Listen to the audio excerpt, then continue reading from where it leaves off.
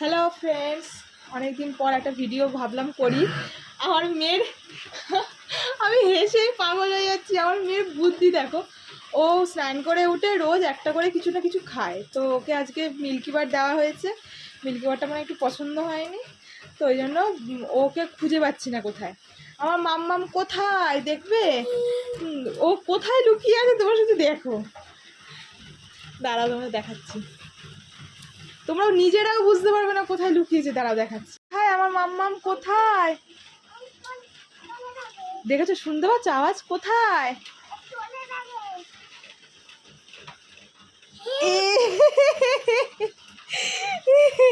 এটা কি? ট্রলি ব্যাগের মধ্যে ঢুকে শুয়ে আছে। আর তাহলে আমরা জামা কাপড় প্যাক করবো না? জামা কাপড় প্যাক করবো না? তোকে প্যাক করে নিয়ে যাবো? হ্যাঁ। কি অবস্থা! উঠে পড়ো, উঠে পড়ো বাবা। দাদা,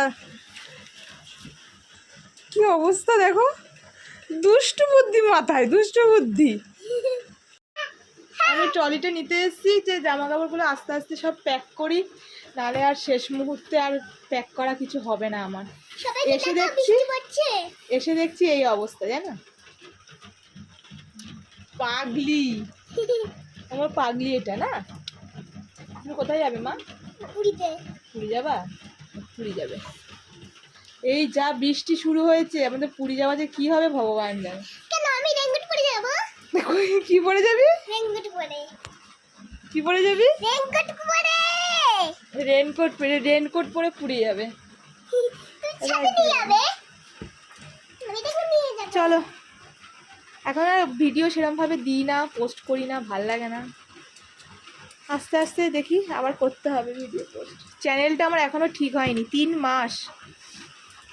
মাসের জন্য আটকে দিয়েছে, তো তার মধ্যে এই সব অভয়াদের নিয়ে একটু পোস্ট করার জন্য আরও রেস্ট্রিকশান এসে গেছে। তাহলে আমি আর এখন কিছুই পোস্ট করি না। যবে আমার রেস্ট্রিকশান উঠবে তবে আবার শুরু করব, তার আগে আর কিছুই করব না। এই হচ্ছে ব্যাপার। শরীরটাও খুব একটা ভালো নেই। চলো মা, কাম বেবি কাম।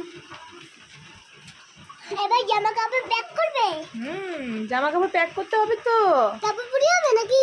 হ্যাঁ তো, আমাকে তো দাও খাই। বিরান যাও। আমি এমন বাচ্চাদের থেকেও ঘুরিয়ে ভালিয়ে খেয়ে নিই। টাটা।